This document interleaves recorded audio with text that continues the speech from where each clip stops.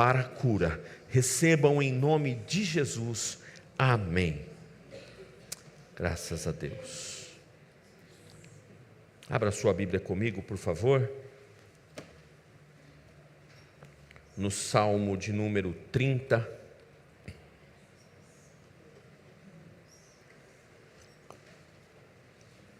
Tenham um pouco de paciência com a minha voz. Ontem eu dei aqui um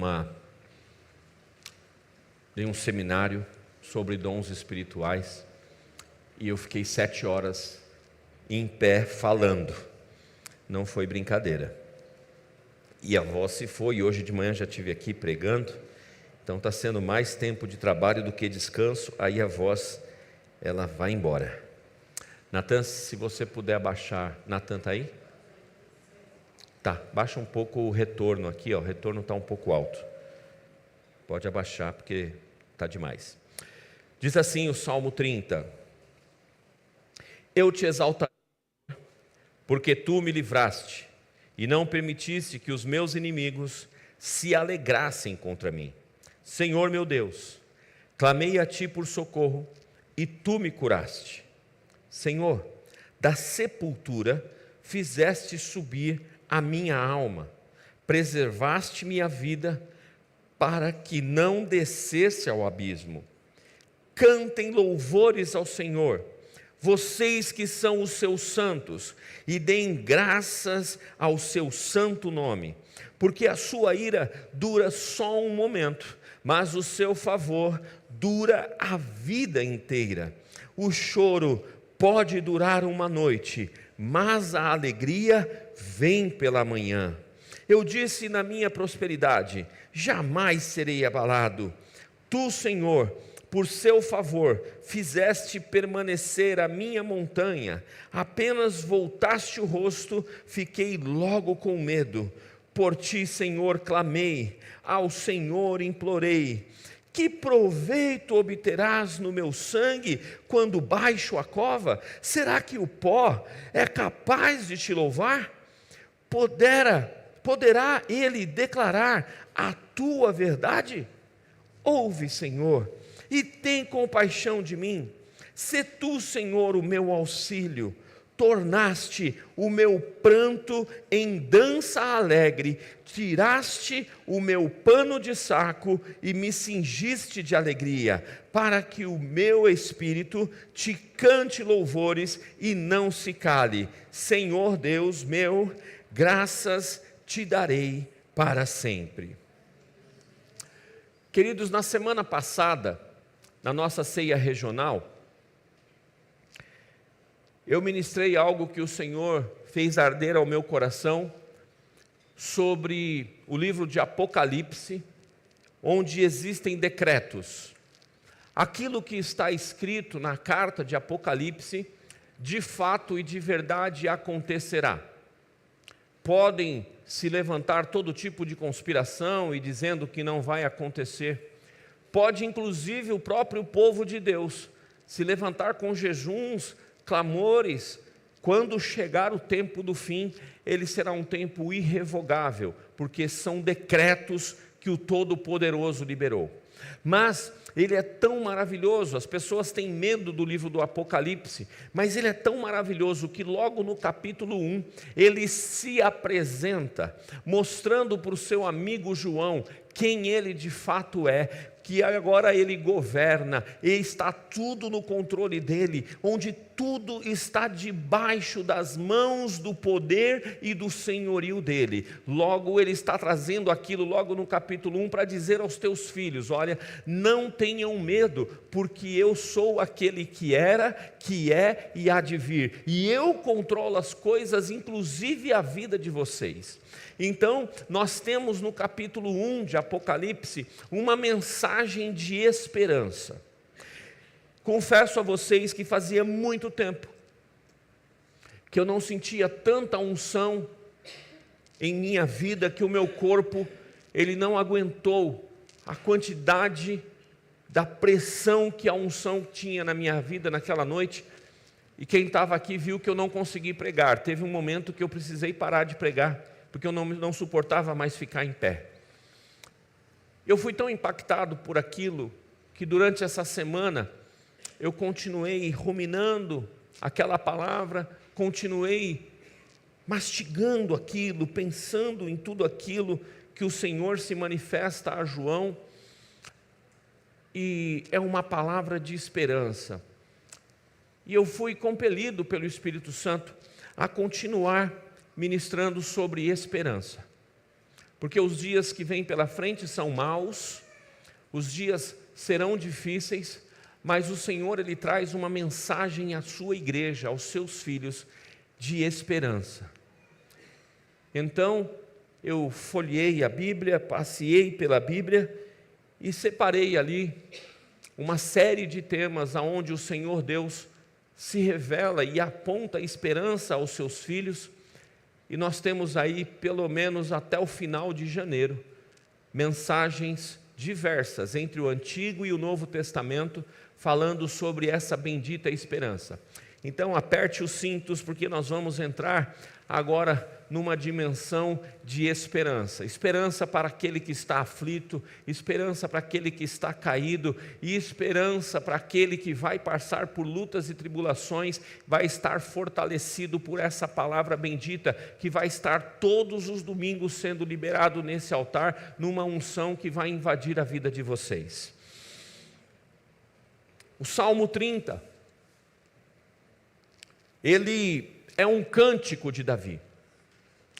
Davi era músico, compositor, e ele compôs essa poesia num momento importante, quando, como nós fazemos nos nossos dias, quando recebemos uma dádiva, quando recebemos uma grande bênção do Senhor, nós temos o hábito de fazer um culto de ação de graças. Marcamos na nossa casa, chamamos irmãos, amigos, parentes e vamos fazer um culto de ação de graças, pela bênção ou bênçãos recebidas do Senhor. Davi está nesse momento, ele está fazendo um culto de ação de graças, porque a casa dele ficou pronta e ele está dedicando essa casa ao Senhor.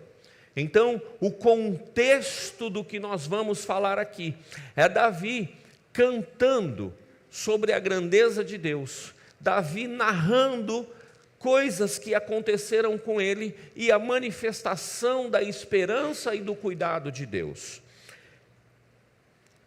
Primeira coisa que me chama a atenção logo na abertura desse salmo é que ele diz: eu te exaltarei, Senhor, porque tu me livraste e não permitistes que os meus inimigos se alegrassem contra mim. Davi foi um dos reis mais perseguidos por conta de uma ascensão que Deus liberou sobre a vida dele.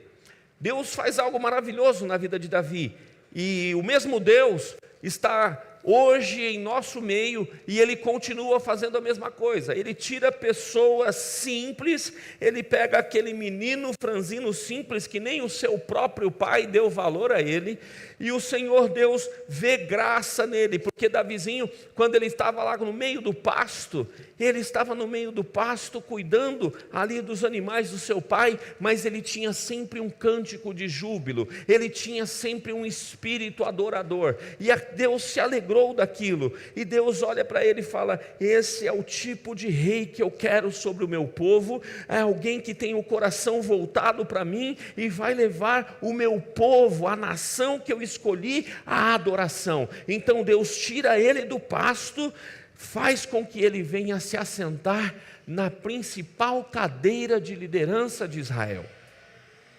Mas esse processo não foi um processo fácil para Davi. Davi, ele foi perseguido por Saul.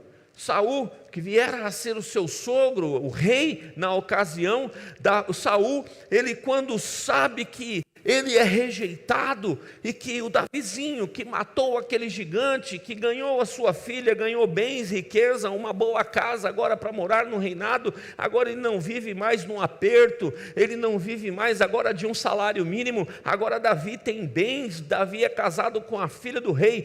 O rei ficou furioso, e ele começa a perseguir Davi. Ele persegue literalmente no interesse de matar Davi. Não foi fácil. Ei, quando Deus liberar a sua estação de crescimento, quando Deus for te levantar para um novo patamar, acredite, haverão ventos adversos, vão vir coisas contra você, mas não desanime, porque o Deus que promove é o mesmo Deus que cuida, é o mesmo Deus que sustenta. Assim como Ele fez com Davi, Ele vai fazer com os seus filhos, porque Ele promete isso na sua palavra. E Deus não é homem para que minta, e nem filho do homem para que se arrependa. Se Ele falou, se Ele prometeu, Ele vai cumprir. Aleluia.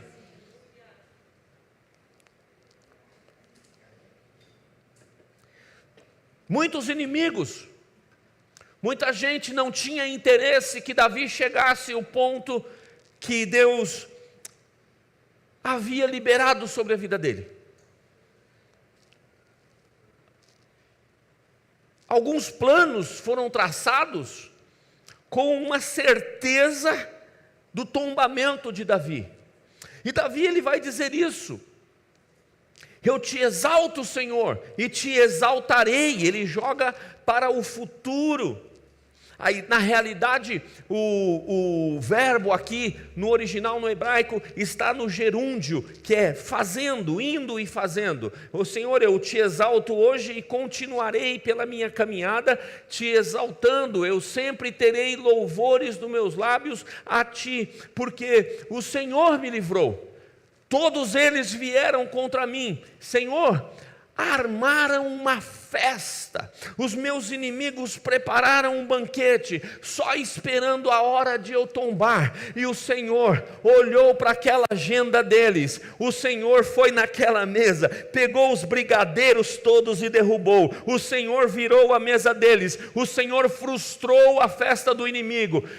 E o inferno preparou toda uma estrutura para acabar comigo. Ei, igreja, o inferno continua preparando estruturas para destruir os seus filhos, mas eu tenho uma boa notícia para você. Assim como ele fez com Davi, frustrou aquela festa dos inimigos, o diabo ele pode preparar a cachaça dele que ele quiser, ele pode preparar o charuto, ele pode preparar a farofa, a galinha. O Senhor Deus Todo-Poderoso vai passar, vai derrubar a cachaça, ele vai pisar naquele maldito cigarro, charuto, ele vai chutar o frango da macumba e ele vai falar: não haverá festa, porque eu estou cuidando dos meus filhos. Eu vou rasgar a agenda e o convite dessa festa. Eu sou por eles. Aleluia. Aleluia. Glória a Deus. E por conta disso, Davi vai dizer: eu te exaltarei, Senhor. Davi não tem uns lábios reclamantes. Davi não tem lábios que ficam resmungando. Davi, ele diz: Senhor, o Senhor me livrou. Ele não tem aqui um nariz empinado, ele não tem aqui aquele peito de pombo. Eu venci, eu consegui, eu venci na vida e agora tenho essa casa edificada, porque eu estudei, me preparei, eu sou bom no que eu faço, por isso que eu prosperei. Não, Davi não tem nenhum tipo de jactância na sua vida, no seu comportamento. Ele reconhece: eu cheguei até aqui, é porque o Senhor me livrou. Cuidado, meu irmão, cuidado, minha irmã, para você não se achar mais do que você é. O ser humano é meio bobo, né? Se acha muita coisa, muito pomposo. Basta uma diarreia, acabou a pompa. Acabou toda a jactância. Compromissos são cancelados. A alegria some rápido do rosto. O nariz empinado rapidinho cai. Não, sejamos como Davi. Tenhamos esse espírito de adorador, de exaltação. Aleluia. Ele reconhece, nos versos 2 e 3, ele reconhece a sua fragilidade. Ele diz: Senhor meu Deus, clamei a ti por socorro e tu me curaste. Senhor, da sepultura, olha que situação, olha que nível de reconhecimento que Davi está falando, que ele chegou a estar. Da sepultura fizeste subir a minha alma, preservaste minha vida, para que eu não descesse ao abismo. Ele não oculta a sua dor, ele admite que estava à beira da morte.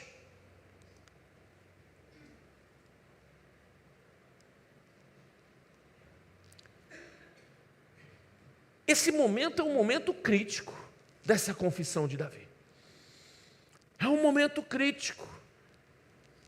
Ele reconhece que não está no ambulatório. Ele reconhece que não está na UTI.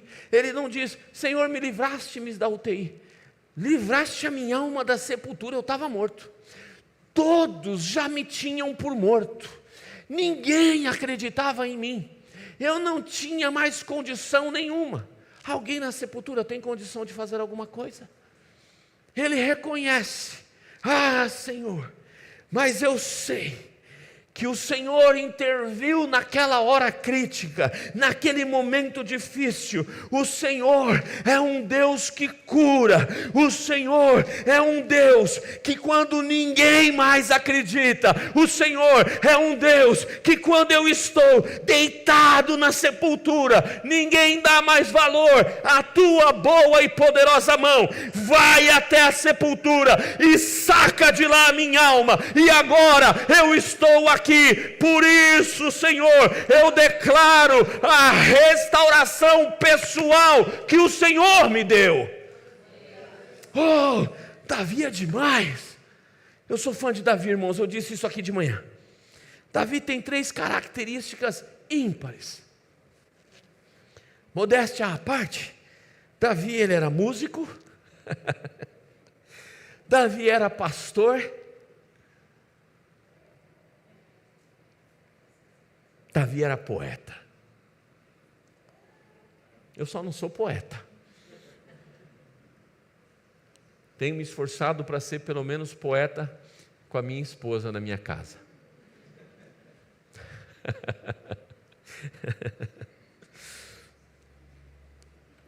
Por conta disso, por conta desses livramentos, Davi ele faz uma conclamação à nação. Ele diz: cantem louvores ao Senhor. Agora ele não está dizendo só eu. Não sou só eu que estou exaltando. Agora Davi vai impelir o povo e vai dizer: cantem louvores ao Senhor, vocês que são santos, e deem graças ao seu santo nome. Davi está dizendo: não reclame, não fique murmurando, muito pelo contrário, cantem louvores ao Senhor. Hoje nós tivemos aqui um louvor abençoado demais. As canções foram muito bem escolhidas. Cantem louvores ao Senhor. Não anote aí, aquele moço bonito, ele disse assim: olha, não é só na igreja, nas 4 paredes. É no seu dia a dia. Davi tem algo na vida dele. Davi, ele não era um homem que ia para o culto de oração. Davi não era alguém que tinha uma agenda, uma data específica para a adoração. Não, ele tinha uma cultura de oração. Davi tinha uma cultura de adoração. Nós precisamos aprender com Davi e colocar nos nossos lábios louvores ao Senhor. Ei, pensa, traz para a sua vida esse exemplo de Davi. Lembra quem você era um dia, lembra quem você é hoje, o que o Deus Todo-Poderoso fez, de onde Ele te tirou e aonde Ele te colocou. E eu tenho boas notícias, Ele ainda não te colocou no lugar máximo, Ele ainda tem um novo patamar, uma nova estação sobre a sua vida. Por conta disso, coloque louvor nos lábios. Por conta disso, encha a sua boca de adoração. Cantem louvores ao Senhor. É o que Davi está inspirado a dizer. Qual é o motivo? A ira dele dura só um momento, é o que está no versículo 5. Mas o seu favor dura uma vida inteira. Israel sabe disso. Israel é um povo complicado, ou povo complicado. Para vocês terem uma ideia, eles estão 2000 anos atrasados para o Redentor. Mas Deus é tão bom que no final vai dar uma outra oportunidade para eles. Que Deus maravilhoso! Davi sabe disso porque ele conhece a história desse povo muito bem. É um povo que tinha uma ordem: não se case com mulheres que são pagãs, porque vocês vão pecar. Eles faziam o quê? Casavam com mulheres pagãs. O que acontecia? Eles pecavam. O povo não era obediente à ordem e os conselhos de Deus. Então, por conta disso, o povo, a ira do Senhor se apresentava e eles eram punidos por desobedecerem a Deus. É aí que Davi fala, a ira dele dura só um instante, porque esse povo ia, quando estava na pior, eles falavam: Deus de Abraão, Isaque e Jacó, tem misericórdia de nós. E imediatamente Deus do seu alto trono falava: opa, chamaram por mim? A gente se arrepende do nosso pecado, Deus. Então vocês estão perdoados. Deus ia lá, eternamente tirava eles daquela condição e fazia com que eles tivessem longevidade. É tão forte isso que Davi está falando, que eu acabei de dizer que por 2000 anos eles recusaram, eles não aceitam o Cristo. E, deixa eu ser sincero, como gentil que sou, eu agradeço, porque na hora que eles rejeitaram, o Evangelho se expandiu para os gentios e chegou até mim. Muito obrigado. Muito obrigado. Mas olha, ele é tão bom que o favor dele sobre Israel, mesmo rejeitando Jesus, permanece, perdura. E como eu disse, lá no final vai haver um acerto e ainda um processo de redenção, e eles vão reconhecer Jesus. Nesse ato, nesse gap de tempo, entrou eu e você. Que coisa boa. Obrigado, Jesus. Obrigado, Jesus. E por isso ele diz: cantem, cantem. A restauração desse homem vira testemunho. Ele vai dizer sobre isso. O que seria seu fim agora se torna em proclamação de esperança para todo o povo. Olha, deixa eu dizer algo importante para você. Aquilo que Deus vai fazer na sua vida, aquilo que Deus tem feito e ainda vai fazer na sua vida, as pessoas ao redor vão olhar e vão ver, só pode ter sido Deus intervindo na vida dessa pessoa. Só pode ter sido Deus. Eles vão reconhecer e as pessoas vão se achegar ao senhorio do Todo-Poderoso. A restauração desse homem vira testemunho, aleluia, aleluia. Olha, ele vai dizer: cantem. Aqui nós temos a cultura judaica, né? Eles têm aquelas coisas, aquelas danças bonitas, né? Que eles fazem. Mas aqui nós brasileiros não entendemos nada daquele tipo de dança. Nós temos uma diversidade cultural muito grande. Eu não sei você, como é que você vai compor a sua música pelas benfeitorias que Deus fez na sua vida. Nós somos brasileiros, então eu vou trazer um pouco esse conceito para a cultura brasileira. Eu fiz isso aqui de manhã e vou fazer de novo. Eu não sei se você gosta como brasileiro, gosta de samba, vai pegar o ritmo do samba e vai bater lá um pandeiro e vai dizer: minha alma engrandece ao Senhor, meu espírito se alegra em Deus, meu Salvador. Eu não sei se você gosta de black music e você vai cantar naquele ritmo de black music. Eu não sei se você gosta de música sertaneja e você vai cantar no estilo sertanejo. Mas o que importa é que você use esse testemunho do que Deus fez na sua vida para proclamar a grandeza do Senhor e as pessoas ao redor serem impactadas por aquilo que Ele faz. Porque é a revelação do Deus Todo-Poderoso sobre nós. Já pensou? Alguém que está na sepultura está sem esperança. E Deus está falando com alguém aqui essa noite. Alguém que perdeu a esperança. Alguém que está sentindo essa sepultura, entenda, emoções, frustrações, auto-engano de não ser capaz de progredir na vida, porque algumas pessoas amadas liberaram palavras sobre você e você se tornou alguém que foi morrendo emocionalmente e os seus sonhos foram morrendo.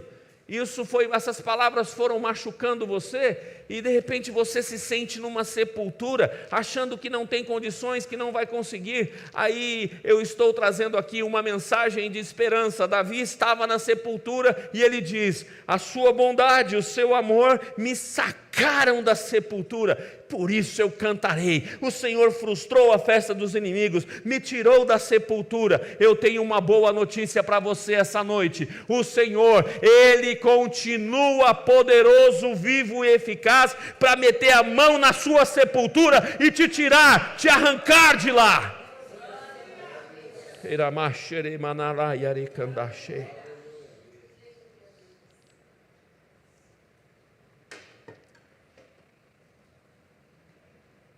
Esperança que renova o povo. E olha, que demais. Eu era garoto e eu já ouvia minha mãe cantando essa música. Pode a tristeza durar até o anoitecer, mas a alegria, ela vem ao amanhecer.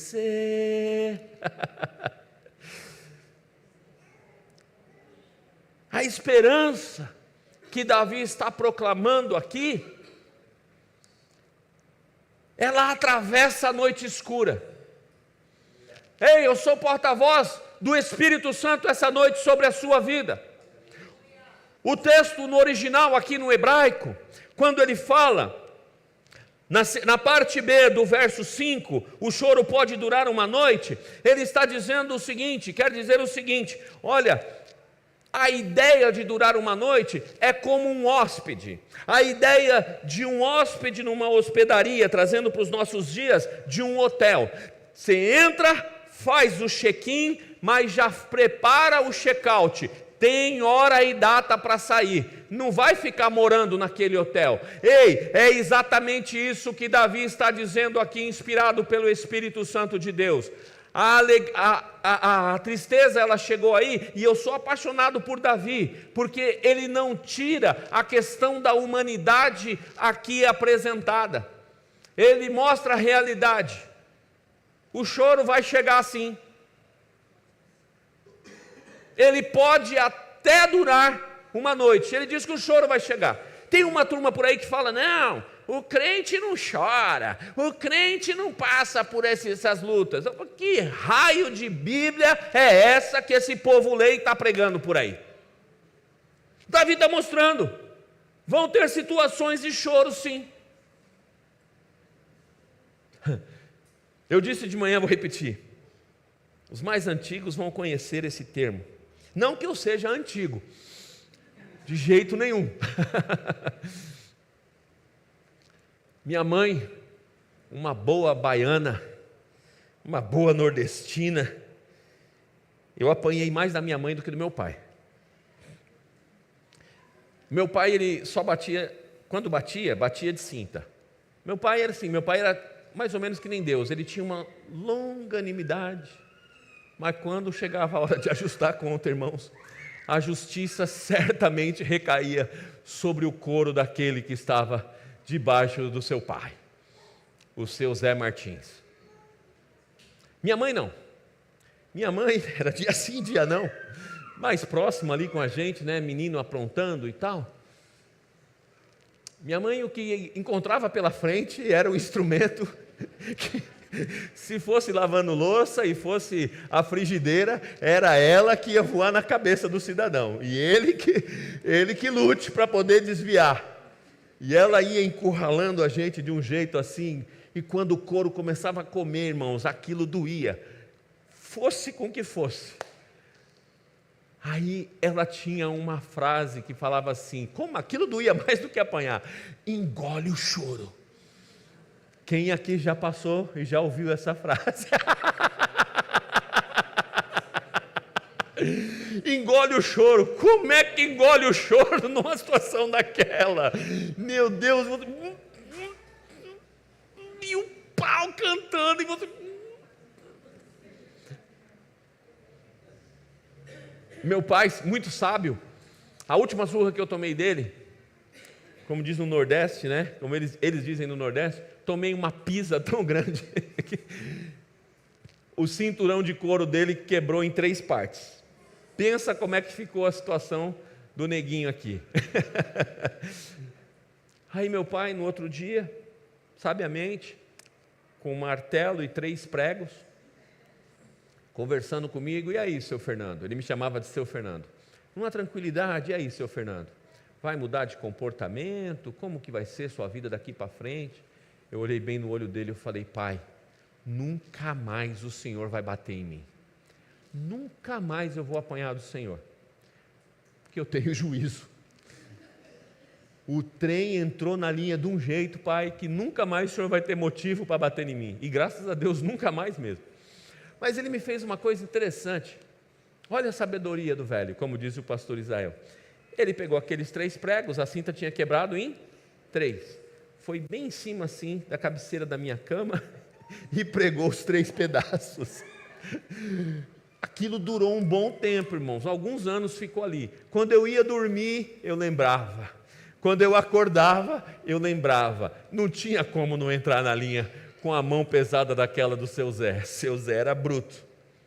Mas olha só, o que Davi está dizendo é o seguinte: ele está dizendo, não engole o choro não. O choro pode durar uma noite. O choro, ele em algum momento vai ser realidade. Ei, eu não sei se você está passando pela noite de choro, mas conforme diz o original aqui, a data certa para sair, não vai ficar esse choro para sempre aí, porque o Deus que nós conhecemos e que o Davi está cantando aqui, declarando para todos nós a alegria certamente virá pela manhã. São decretos, a noite vai passar e amanhã vai chegar, e com ela a alegria e um cântico de vitória. Agora, preste atenção, quando chegar a alegria, mete um sorriso nesse rosto aí. Vou te dizer, tem uns crentes aqui em Atibaia não, só da onde eu venho, lá de São Paulo. Aqui em Atibaia não tem isso. Não vamos pegar esse mal de São Paulo, irmãos, por favor. Tem uns crentes que têm o hábito da cara de limão. Parece que o tempo todo chupou limão azedo. Bom dia, irmão, paz do Senhor. Bom dia, por quê? Aquela cara marrenta, cara feia, cara de quem comeu e não gostou. Como é que uma pessoa alegre fica com a cara marrenta? Ei, profetiza sobre a tua vida. Você está passando a noite escura? Vai profetizando o dia. Vai profetizando amanhã. Vai andando e profetizando amanhã.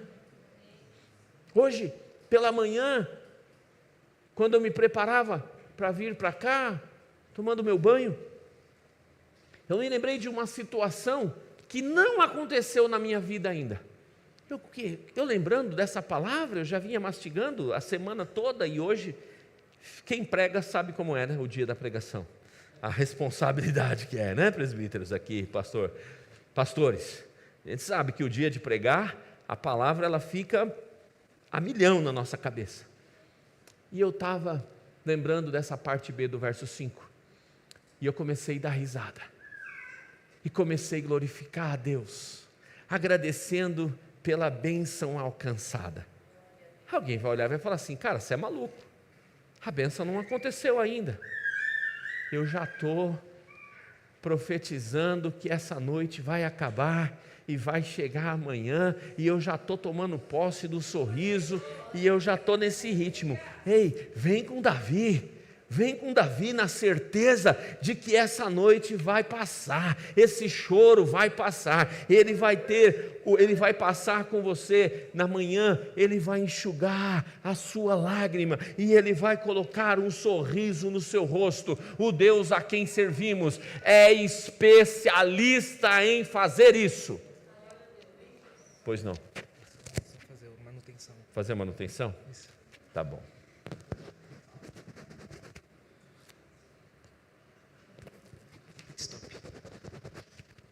Vem cá.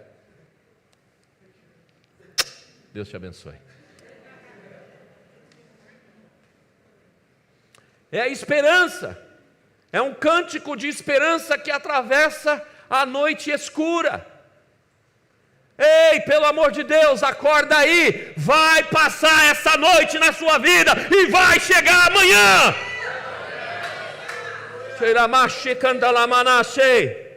A esperança bíblica ela não é otimista, ela é garantida. Se está escrito que vai chegar amanhã, vai chegar a alegria, é garantia. Não é só uma palavra de otimismo, não é só uma palavra que está a fim de elevar a sua condição emocional. Não, Deus ele garante pela sua palavra, vai chegar amanhã e com ela vai chegar a alegria.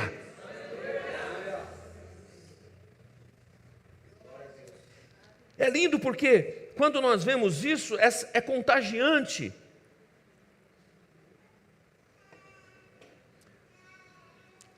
É contagiante o que Deus fez na vida de Davi, porque Deus, ele não, através disso, ele não só restaura as circunstâncias, mas ele restaura a visão própria do todo o povo, uma nação que estava abatida, e ela vem agora a se enxergar como um povo escolhido, amado e conduzido por Deus. Davi sabia de um pacto que Deus havia feito com o pai Abraão. Davi sabia quem era o Deus que ele servia, que é um Deus de pactos, que é um Deus que, embora a nação estivesse abatida, ela poderia declarar e enxergar que esse povo mesmo sofrido, por causa do pacto que Deus fez com Abraão, eles então são escolhidos, são amados e conduzidos por Deus. Nesse momento alguém pode dizer: mas eu não sou judeu e eu não tenho o pacto de Abraão. Eu tenho uma ótima notícia para você. 2000 anos atrás, lá naquela manjedoura, em Belém Efrata, nasce o Rei dos Reis, Senhor dos Senhores, que desceu da sua glória, e Ele veio aqui andar entre nós. Manifestou o reino, o poder, a autoridade, e Ele disse, naquela cruz do Calvário: está consumado. Ele está dizendo: Pai, tetelestai, está consumado todo o plano de redenção que o Senhor tinha para a humanidade. E 3 dias depois, Ele ressurge de dentre os mortos, Ele se encontra com os seus discípulos e diz a eles: olha, eu dou para vocês a autoridade do meu nome. A partir de agora, vocês vão expulsar os demônios, vocês vão curar os doentes. Eu estou liberando a autoridade que eu tenho em meu Pai para vocês. Isso quer dizer que eu e você, igreja, mesmo no momento abatido, assim como estava Israel, o Senhor, Ele volta eu e você para dizer: ei, na cruz do Calvário está a sua redenção, a ressurreição está a sua esperança, o poder, a autoridade foi liberado sobre você. Me ajuda aí, fala para o seu irmão: foi liberada a autoridade do céu sobre a tua vida. Aleluia, aleluia. Se enxergue como povo escolhido do Senhor Jesus. Jane, isso não é pouca coisa não, mulher. O Satanás é mentiroso. Ele vai mandar setas, Efésios capítulo 6, ele vai mandar algumas setas, dardos inflamados na sua mente, dizendo que você não pode, que você não é capaz. Você tem que lembrar disso que Davi está dizendo, Jane, falando com a Jane, eu estou falando com cada um de vocês. Você tem que lembrar que você é escolhida, é amada. Na cruz do Calvário, o Redentor retirou você da sepultura, te tirou das trevas e trouxe para a sua maravilhosa luz. Por isso, cantem todos os povos, aleluia! Aleluia! Oh, eu estou empolgado com Jesus. Aleluia! Glória a Deus. Bendito seja o Senhor.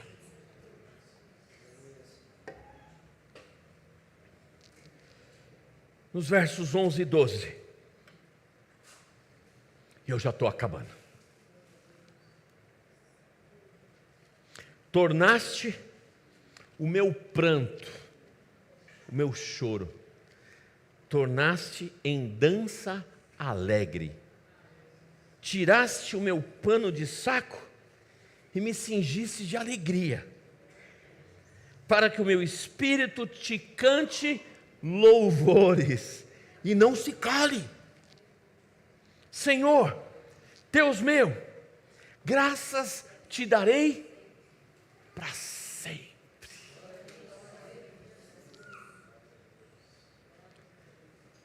Davi, ele aprende, reconhece que a sua segurança não está na estabilidade humana, mas está na presença de Deus.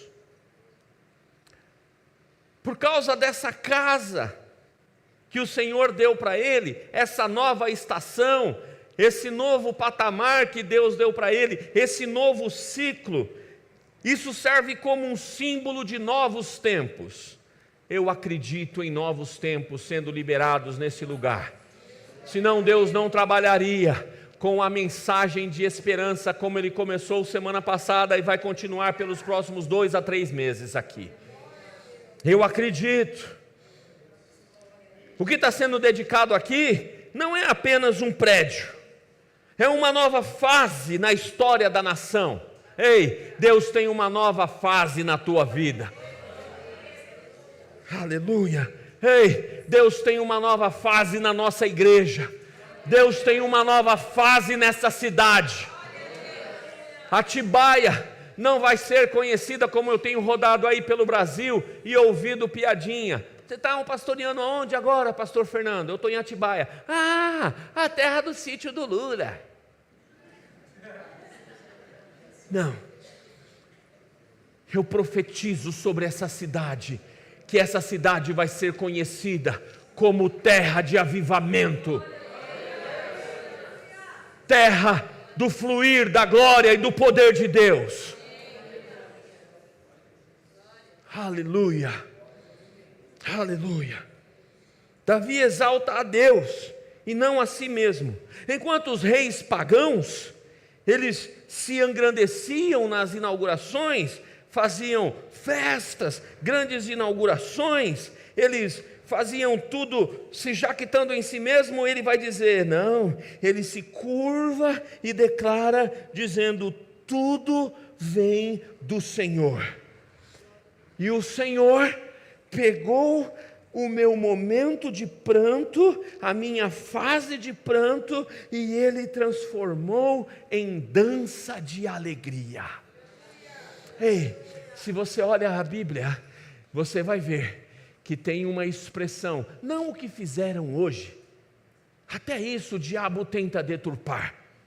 Pegou a dança e colocou em tom de sensualidade, e nós não podemos nem olhar para esse tipo de coisa. Mas acredite, por mais de uma vez, Davi, cheio da presença de Deus, cheio da alegria de Deus, ele dançou, ele bailou na presença do Senhor. Mical, uma carnal, esposa dele, que não conseguiu entender isso, quando ele entra na cidade, dançando, bailando, feliz, porque a presença do Senhor entrou novamente em Israel, Mical olhou e falou assim, que coisa feia, um rei se comportar dessa forma. Comporte-se como um rei.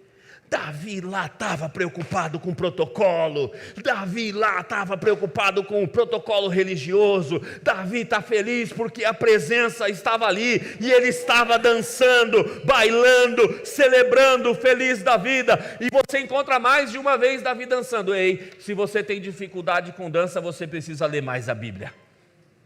Dança no Espírito. Presta atenção, crente. Vai sair daqui falando, agora eu vou lá fazer o curso da dança do ventre, porque o pastor falou que é para fazer dança. Eu vou puxar suas duas orelhas, na autoridade pastoral.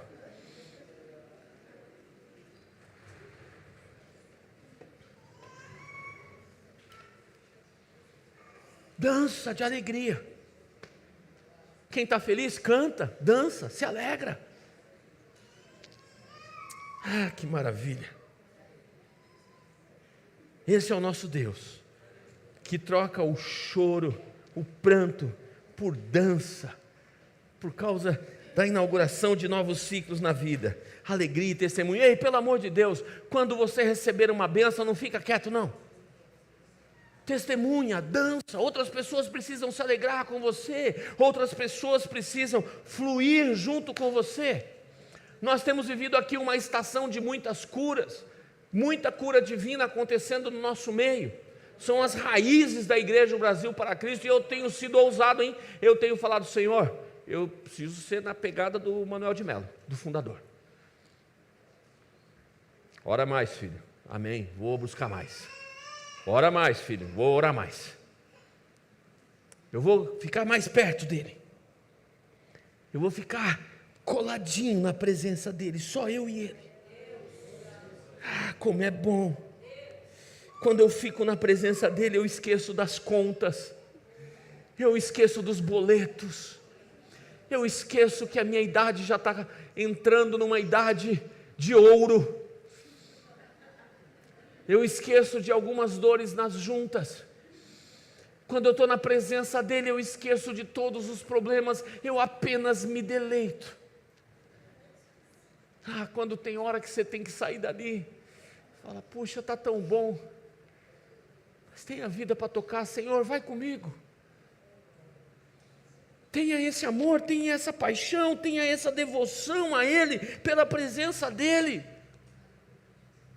Ei, esse Deus que eu estou falando para vocês aqui, é o Deus que Davi está dizendo, o Senhor trocou o meu pano de saco, o meu pano de cinza, as minhas vestes rotas, o Senhor trocou o meu pranto por dança de alegria, aleluia. Pensa numa coisa linda, você olhar um casamento do povo judeu.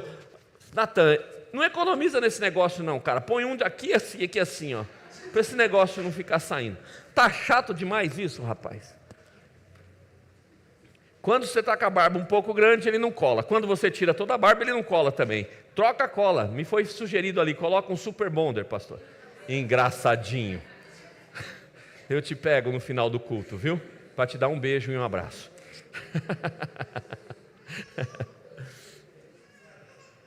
Casamento é a coisa mais linda. O noivo pega a noiva, coloca aqui em seus ombros, os convidados da festa ficam todos ao redor dançando, e ele vai dançando, bailando com a sua noiva. Irmãos, eu quase fiz isso com a Salma quando eu casei com ela, mas é que eu estava meio fraquinho naquela época. Será que eu consigo hoje? Melhor não, deixa para a cultura judaica mesmo. E ele saiu dançando, e os convidados juntos bailando. Vocês já viram como é bonito? Eles se juntam, eles dançam, eles estão felizes, porque eles sabem que o Redentor deles é sobre a vida deles, porque ele tira o pranto do rosto e coloca a dança de alegria. Exagerou agora, né? Não economiza nesse negócio não, rapaz. Próxima vez eu não vou dar um beijo, eu vou dar um tapa no seu pé da orelha. Juízo, hein? Obrigado, filho. Ei! As pessoas vão ver aquilo que Deus fez em você, por causa da dança que você vai ter, o sorriso, o transbordar da alegria. As pessoas vão perguntar: que alegria é essa, hein? Eu lembro-me do pastor Abe Uber, ele sempre fala esse testemunho. Ele estava fazendo uma faculdade em Boston, nos Estados Unidos, e um dia ele saiu da faculdade e foi fazer Cooper, e ele estava com uma camiseta simples, apenas o trocadinho de pagar certinho para pagar a passagem de ônibus, e um calção e um tênis. E ele entrou no ônibus saindo do Cooper, e de repente ele está lá no ônibus em pé, e chegou um cara perto dele, e o cara chega e fala: cara, eu estou imitando o pastor Abe, e ele fala assim, o cara chegou: cara, o que você tem aí, cara? E o Abe falou: pô, não é possível que esse cara vai me roubar, eu não tenho nada aqui, eu só tenho um calção, um shortzinho e um tênis, não tem nada para me roubar. Aí ele falou: o que você está falando, cara? Aí ele falou: cara, que parada é essa que você está usando aí, cara? Que você é tão alegre, radiante, cara. Eu quero usar essa parada também, cara. Aí o Abe falou: ei, cara, você não faz ideia. É Jesus transbordando na minha vida, cara. E ele fala: naquele momento eu me tornei um santo traficante de Jesus. Eu trafiquei a alegria de Jesus para aquele homem. As pessoas vão ver a sua alegria radiante pelo que Deus fez, colocando o riso de volta no seu rosto. Aleluia. É debaixo dessa esperança que nós temos que andar. Leve a sua dor ao Senhor. Ministério de louvor, Ele a transforma em dança. Deixe que a sua vitória inspire esperança em outros. Consagre os seus recomeços a Deus. Novos ciclos vão aparecer na tua vida, e eles precisam de direção divina. Cultive o coração humilde de Davi, exalte a Deus em cada conquista. O Salmo 30 é uma declaração de que a esperança não é uma mera emoção, mas um movimento de Deus para com os seus filhos. Ele restaura o indivíduo, Ele renova a nação, e Ele inaugura novos ciclos, novos recomeços em nós. Ei, a dor não é o capítulo final. Com Deus sempre existe um amanhecer. Eu faço uma pergunta para você essa noite: qual é a sua noite? Fala com Ele agora. E a segunda pergunta que eu faço: você permitirá que a esperança do Senhor faça nascer a dança da manhã? Ou você já está entregando os pontos, já está jogando a toalha, dizendo: não tem mais jeito, eu estou na sepultura mesmo? Eu acho que você entendeu a palavra de esperança para a sua vida. palavra de esperança para a sua vida, para o seu casamento, para a sua família, para o seu trabalho, para a sua saúde. Eu acho que você entendeu. Por favor, fique em pé.